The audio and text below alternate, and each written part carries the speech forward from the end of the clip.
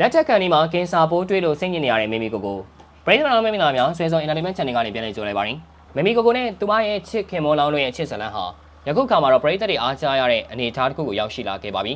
သူတို့ကဒီဝါကျွတ်ကာလမှာပဲလက်ထက်မင်္ဂလာပွဲကြီးကိုအခမ်းအနားနဲ့ကျင်းပဖို့အားထုတ်ပြင်ဆင်နေကြပါတယ်ချစ်သူဝါကစတင်ခဲ့တဲ့တန်ရောစင်တွေ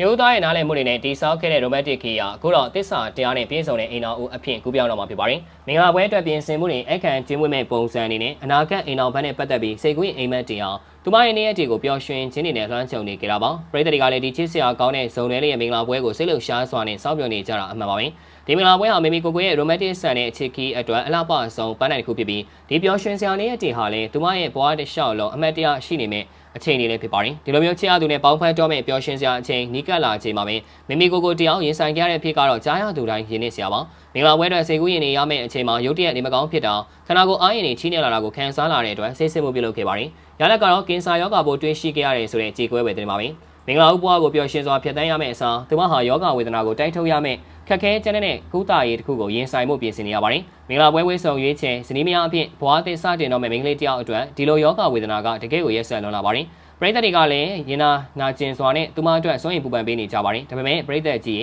ဘလောက်ပဲခက်ခဲပါစေမိမိကိုယ်ကဒီစင်ကော်မှုတွေကိုကြော်လွှားနိုင်ဖို့အခွင့်အရေးကောင်းတွေရှိနေတယ်ဆိုတာကိုအားပေးစကားပြောချင်ပါတယ်။သူမပိုင်ဆိုင်ထားတဲ့အားသာချက်တွေကိုကြည့်ပါမိမိကိုယ်ကအသက်အရွယ်အရငယ်ရွယ်နေသေးတဲ့အတွက်ယောဂကိုတိုက်ဖြတ်ပေးမဲ့ကိုယ်ခံအားစနစ်နဲ့ခန္ဓာကိုယ်ရဲ့ပြန်လဲနလန်ထူနိုင်စွမ်းဟာသူမဟာယောဂပျောက်ကင်းစေဖို့အတွက်တစ်ဖက်လမ်းကနေကူညီပေးမှာပါ။ဒါအပြင်သူမအနုပညာရှင်တူအနေနဲ့ငွေကြေးရပြေးဆောင်သူဖြစ်ပါတယ်။ဒါကြောင့်ယောဂကိုအကောင်းဆုံးကုသနိုင်ဖို့အတွက်ထိုင်းနိုင်ငံဘန်ကောက်မြို့ရဲ့အဆင့်မြင့်ဆေးရုံတွေမှာတွားရောက်ကုသမှုခံယူဖို့စီစဉ်နေတယ်လို့သိရပါတယ်။မင်္ဂလာပွဲရဲ့ယောဂဝေဒနာရဲ့ဒီအခြေအနေတစ်ခုဟာအနုပညာရှင်တူရဲ့ဘဝတွေကိုတပြိုင်နက်တည်းရောက်ရှိလာခဲ့တာဟာတကယ်ကိုတနာစရာကောင်းပြီးစိတ်မကောင်းစရာကောင်းလို့ပါတယ်။ဒါပေမဲ့ချစ်ချင်းမြတ်တာရဲ့တန်ဖိုးကတော့အခုလိုခက်ခဲတွေကြားထဲမှာပေါ်ထွက်လာခဲ့တာပဲဖြစ်ပါတယ်။ချေကမလောင်ဆရာဝန်လေးရဲ့အနီးကပ်ပြုစုစောင့်ရှောက်မှုနဲ့ပရိသတ်ရဲ့မေတ္တာပို့ဆုတောင်းမှုတွေဟာမိမိကိုယ်ရဲ့ကင်ဆာယောဂါကိုတိုက်ထုတ်ရမှာအကြီးမားဆုံးစိတ်သက်ခွန်အားဖြစ်နေမှာသိချပါပြီ။မိမိကိုယ်တယောက်ဘန်ကောက်ကနေသတင်းကောင်းတွေနဲ့ပြန်လာပြီးမင်္ဂလာပွဲကျင်းပဖို့ပရိသတ်တွေကစောင့်မျှော်နေကြပါတယ်။ချစ်စရာမိမိကြောင့်လည်းမိမိကိုယ်တယောက်ခံစားနေရတဲ့ကင်ဆာယောဂါဝေဒနာကနေအများဆုံးလွတ်မြောက်ပြီးသူမရဲ့ချစ်ချင်းတရားတွေနဲ့ပြည့်နှက်နေတဲ့မင်္ဂလာပွဲကိုပျော်ရွှင်စွာကျင်းပနိုင်ပါစေလို့စိတ်ရအမှန်နဲ့စုမုံကောင်းတောင်းပေးရင်